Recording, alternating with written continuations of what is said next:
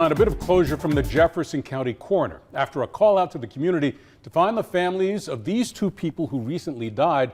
Those families have been located. However, unfortunately, the coroner's office isn't always able to find families or sometimes even identify those who have passed away.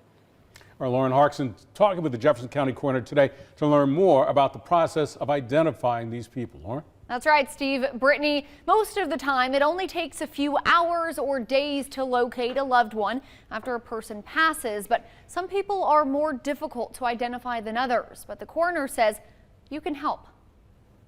So about a week or so ago, a citizen found decomposing remains on a vacant property in an outbuilding. Because of the condition of the remains, Chief Deputy Coroner Bill Yates says they weren't able to use fingerprints. We're hoping some additional analysis, some additional treatment to the remains to hopefully restore those prints will be fruitful. In the meantime, they released some other identifying features, these tattoos and jewelry, which were found on the body. It's just one way the coroner's office works to identify the unidentified. Well, currently we have about 29 that are unidentified. We add maybe one or two to that list almost every year. The cases date all the way back to the 1980s. While identifying most decedents normally takes only a day or so, it can sometimes get more complicated. There is a fingerprint database, but there's not a dental database.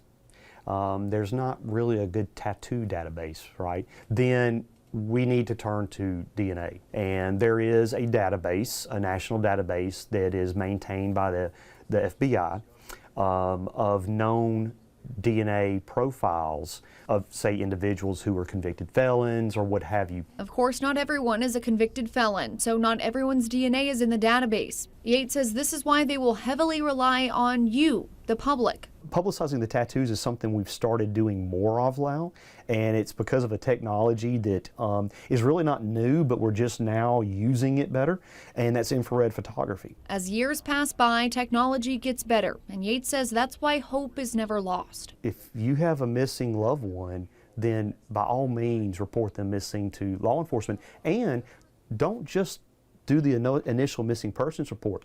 Stay connected with the detective that's investigating it and suggest and demand that we collect these identifiers. Now, identifiers include dental records of your missing loved one, DNA from family members, anything that could somehow help connect an unidentified person to your missing loved one.